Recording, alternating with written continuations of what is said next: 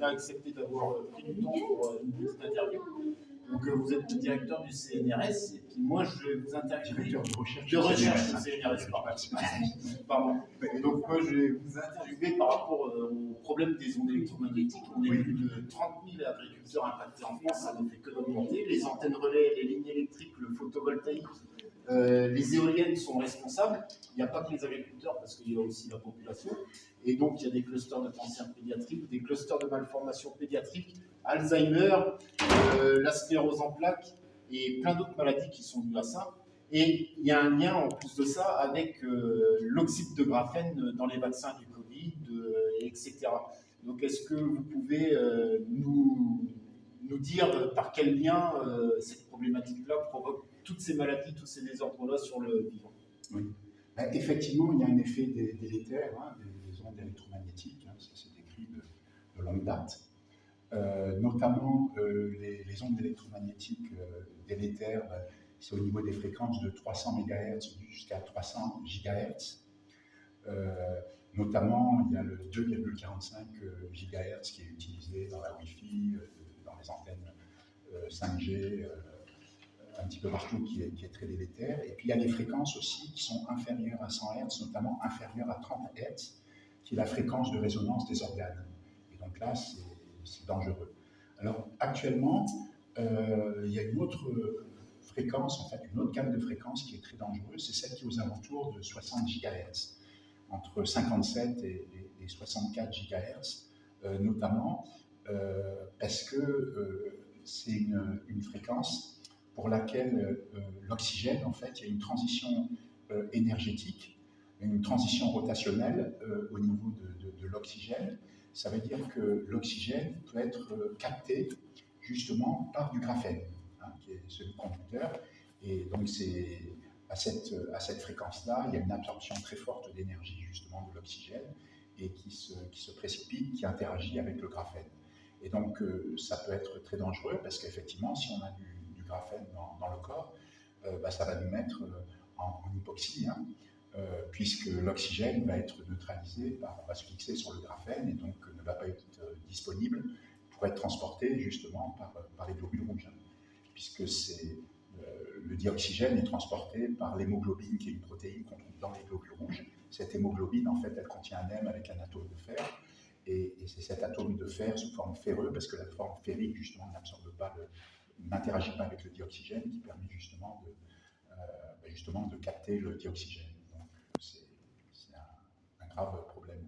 D'accord, parce qu'en plus de ça, donc, il y a les abeilles, on a des témoignages d'apiculteurs qui ont mis des ruches auprès des abeilles, auprès des antennes relais ou des éoliennes, et donc avec les ondes électromagnétiques, ça a provoqué des désordres, une diminution extrêmement sévère du nombre d'abeilles dans les ruches, et de la production de miel aussi. Ils ont déplacé les ruches pour les mettre à 1 km ou 2 km de ces éoliennes ou antennes relais, et tout de suite, la production s'est mise à augmenter. Que le champ qui soit à proximité soit cultivé en conventionnel ou pas, de toute façon, la production a augmenté pour atteindre des niveaux totalement normaux. Ah oui, alors c'est pas surprenant, oui. Oui, ces ondes électromagnétiques, elles sont très délétères. Plus la puissance est élevée, et plus c'est délétère. Ça, c'est bien décrit, ça impacte la fertilité, ça impacte aussi les pathologies, c'est-à-dire que c'est très très mauvais, ça peut induire des cancers. Alors les antennes 5G, ce qu'il y a, c'est qu'elles émettent pas très loin, c'est-à-dire que c'est dangereux, c'est très dangereux sous 300 mètres. Voilà. Mais actuellement, la fréquence 64 GHz, elle n'est pas utilisée. Elle existe, mais elle n'est pas utilisée. Par contre, ils vont la développer pour la 5G, pour la 6G, là, ils vont la développer. À présent, ça s'arrête, je crois, à 39 GHz actuellement, mais ils peuvent monter la fréquence. Dans les ondes millimétriques peuvent monter, donc le gigahertz, après le térahertz, c'est prévu. D'accord, et quelle solution il faudrait apporter pour que ce problème-là arrête? Parce qu'il y a eu des jugements qui ont été gagnés par des agriculteurs dernièrement. Il y a Dominique Vaupré qui a touché 444 000 € indemnisés par RTE. Ça fait 3 semaines de ça. Il y en a un autre agriculteur en Loire-Atlantique, je ne dirais pas où, et il y en a un autre, il me semble, qui ont gagné 300 000 euros contre Enedis, tous les deux, ou quelque chose comme ça. Donc les procès commencent à s'enchaîner contre ces lobbies de l'énergie et des télécommunications. Ça ne va pas arrêter. Moi, je suis en procédure judiciaire aussi. Donc, je tiens à gagner ma procédure au final. J'ai des indemnités parce que j'ai perdu quasiment la totalité de ma ferme. Je n'ai plus d'animaux. Mon rêve s'est envolé. Et donc, qu'est-ce que vous pensez? Qu'est-ce que vous pouvez mettre en place pourriez mettre en place avec d'autres collaborateurs, des experts vétérinaires pour que ce problème-là, ce scandale, c'est un scandale sanitaire majeur qui soit la première chose, ce serait d'éviter la multiplication justement de ces antennes, hein, ces antennes relais, parce qu'elles fleurissent un peu partout et elles sont très très délétères, hein, y compris pour les humains. Donc il faudrait arrêter déjà de les multiplier. Ça c'est la première chose. Et puis il ne faudrait pas qu'elles augmentent aussi en puissance, hein, parce que plus on augmente la puissance, plus c'est dangereux. Hein. Donc il y aura un effet délétère de pire en pire. Et puis on parle aussi dans les chemtrails par les avions qui déversent des chemtrails, on parle beaucoup de métaux et de composés métalliques de différentes natures, dont du fer, voilà, du bore, etc. Enfin, tout un tas de composés. Et ces composés-là sont justement connus pour favoriser l'interaction du dioxygène avec l'oxyde de graphène.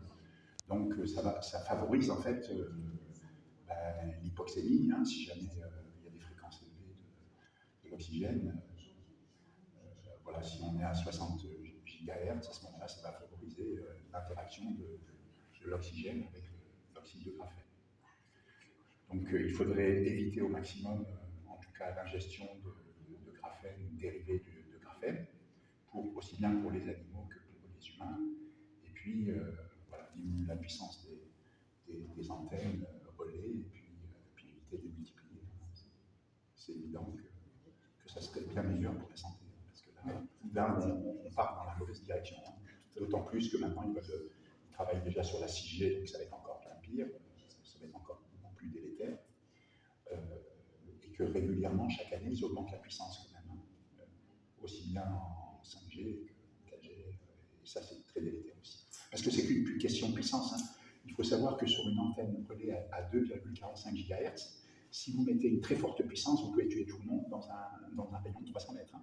C'est plus une question de puissance. Donc, rien qu'une éolienne peut nuire jusqu'à 30 km. Hein. Il y a des élevages où il y a des éoliennes. Ça a été relevé qu'elles nuisaient en souterrain par des veines souterraines, des veines d'eau, il me semble, des veines des rivières souterraines, qu'elles nuisaient jusqu'à 30 km. Ouais. C'est un scandale sanitaire énorme. Ouais. Ben, c'est pas très étonnant. Hein. On voit bien l'effet des ondes, les gens ne se rendent pas compte. Mais si par exemple vous mettez un morceau de viande dans un micro-ondes et puis que vous mettez un peu de puissance, vous voyez ce qui se passe au morceau de viande. Hein. Et ben, nous, on est constitué de molécules chargées, on a de l'eau dans les cellules, on a des électrolytes, donc on comprend bien, on a des tas de substances qui sont chargées, donc acides ou basiques, et on comprend bien que si c'est soumis à certaines fréquences, des ondes électromagnétiques, il y a des répercussions sur le fonctionnement cellulaire. C'est décrit. Hein. C'est décrit que c'est très dangereux pour la cellule. Hein. On peut tuer des cellules en mettant certaines ondes électromagnétiques. D'accord, très bien. Et là, on arrive aussi à de la vaccination d'animaux. Là, en ce moment, on vaccine à outrance les animaux. Oui. Dans ces nouveaux vaccins, il y a du graphène. Et donc ça aussi, ça peut rentrer en interférence. L'an dernier, en 2024, on a assisté à plus 14% de mortalité sur les animaux en élevage en France. Donc 14% d'animaux en plus à l'eucarissage, c'est un chiffre effrayant. Et on a des fermes de plus en plus connectées, hein, donc des animaux électronisés, hein, ils ont des capteurs partout et tout ça. Donc tout ça rentre en interférence avec la pollution des ondes électromagnétiques et on y rajoute des vaccins avec des compositions. Alors, bon, moi, je ne sais pas s'il y a du graphène dans ces vaccins pour les animaux. En tout cas, ce qui est sûr, c'est qu'ils développent des vaccins ARN messagers auto-amplifiants de plus en plus, qu'on appelle parfois la particule d'ARN, mais qui en réalité sont des vaccins ARN messagers auto-amplifiants. Et ça va être extrêmement délétère. Et ils les développent donc pour les animaux domestiques, les animaux d'élevage. Aussi bien, on a vu en France c'est développé par exemple pour le canard, mais on sait que ces vaccins-là, ARN messager auto-amplifiants, ils existent aussi pour le porc, pour les volailles, pour les ovins, pour les bovins. On sait qu'il y a des vaccins aussi à particules d'ARN, donc auto-amplifiants, qui ont été développés pour lutter contre la leucose féline, par exemple, hein, pour la vaccination du chat, et également pour la grippe canine, pour le chien, avec l'antigène H3 donc, de l'hémagglutinine. Donc de toute façon, ça va être très délétère. Hein. Ça, c'est évident que ces vaccins ARN messagers auto-amplifiants, c'est une cochonnerie. Hein. Auto-amplifiant, vous pouvez expliquer Oui, aux éleveurs ce que veut dire oui. auto-amplifiant. Auto-amplifiant, c'est que là, les vaccins actuels ARN messagers, en fait, donc qui sont traduits et ils fournissent l'antigène. Hein, c'est ce qu'on a par exemple avec le Comirnaty de Pfizer-BioNTech ou le Spikevax de Moderna. Et là, en fait, dans les nouveaux vaccins, ils ont rajouté une portion d'ARN qui va coder pour un complexe réplicase. Et un complexe réplicase, c'est un ensemble de protéines non structurales qui proviennent d'un autre virus, c'est soit un flavivirus, soit un alphavirus. Généralement, ce qui est utilisé actuellement, ce sont des alphavirus, et notamment le virus de l'encéphalite équine vénézuélienne. Et donc, ces protéines qui forment le complexe réplicase, elles ont la particularité, quand elles ont été traduites à partir de l'ARN messager, de produire des molécules qui ont une activité ARN polymérase, ARN dépendante, c'est-à-dire qu'elles sont capables de fabriquer de l'ARN à partir d'un brin ARN, et donc, en définitive, elles vont faire des copies de cet ARN messager auto-amplifiant. C'est-à-dire qu'on vous injecte en fait ce vaccin ARN messager auto-amplifiant et vous produisez en permanence en fait l'ARN messager auto-amplifiant. Donc, normalement, en théorie, ça s'affranchit donc des rappels vaccinaux, entre guillemets, puisqu'en fait, ce ne sont pas des vaccins. Les gens vont manger cette viande-là. Oui, c'est pour ça que c'est un gros problème, oui.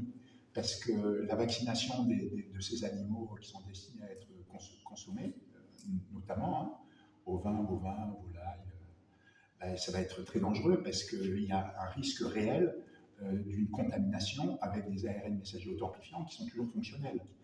Et toujours fonctionnel, ça veut dire qu'il y a un complexe réplicase qui est fonctionnel, hein, indépendamment de l'antigène qui va être codé par cet ARN messager auto-amplifiant. Ça veut dire que ce complexe, justement, réplicase qui est fonctionnel, va pouvoir fabriquer de l'ARN à partir de l'ARN. Et là, on ne maîtrise rien du tout, on ne sait pas du tout ce qui se passe. Déjà, on ne sait pas où ils vont, on ne sait pas quelle va être leur demi-vie, on ne va pas connaître le catabolisme, c'est-à-dire la dégradation en fait, de ces ARN messagers auto-amplifiants, d'autant plus qu'ils sont injectés donc, avec des adjuvants et des excipients, des nanoparticules lipidiques qui elles-mêmes sont délétères. Hein. Voilà, par exemple, les vaccins ARN messagers Comirnaty, dedans il y a du cholestérol, il y a des phospholipides, il y a des lipides pénylés, il y a des lipides cationiques. Là, on sait que dans le vaccin Ceva qui est injecté au canard, il y a du squalène dedans, il y a des nanoparticules d'oxyde de fer dedans, donc il y a aussi des lipides cationiques, donc tout ça c'est très délétère parce qu'ils peuvent mettre un peu ce qu'ils veulent dedans pour stabiliser les ARN messagers. Et on dit que normalement ils sont thermo-instables, c'est-à-dire qu'ils sont dégradés à partir de 65 degrés, mais en fait, dans la pratique, ils peuvent être très résistants, ça va dépendre de leur structure. Ça ressemble à une tentative de dépopulation. Effectivement, là, si on continue comme ça, oui, c'est de la dépopulation qu'on va faire, hein, aussi bien au niveau des animaux que des humains, parce que c'est évident que les vaccins, entre guillemets, ARN messagers auto-amplifiants sont très délétères. Ça, c'est une certitude. Ils ne peuvent pas avoir un effet bénéfique sur l'organisme. Parce que là, ce que les gens regardent, ça va être la capacité neutralisante, par exemple, d'un vaccin ARN messager auto-amplifiant.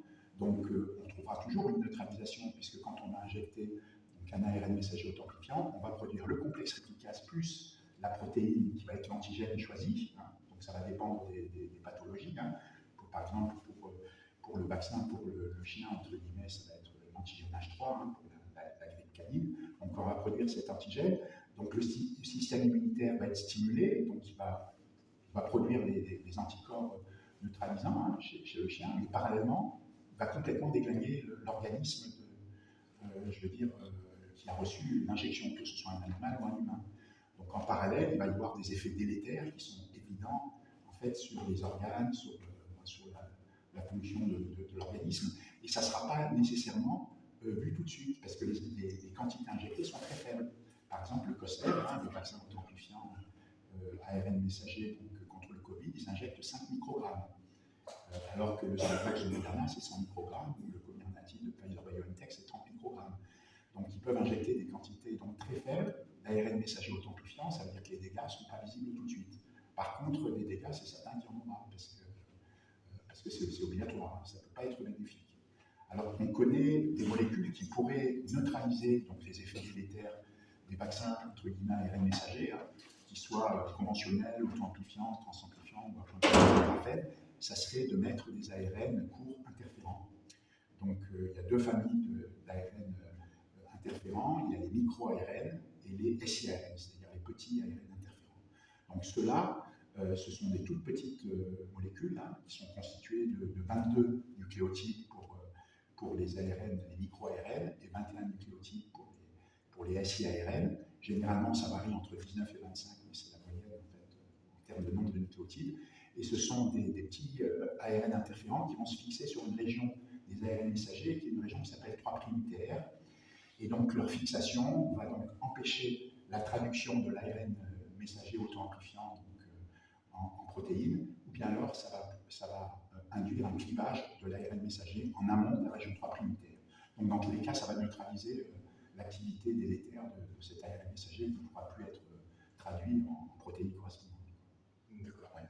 Donc je crois que vraiment maintenant, il est temps d'arrêter, de développer ces vaccins qui n'en sont pas, parce que là, on va tous dans le mur, hein, clairement. Très bien. Ouais.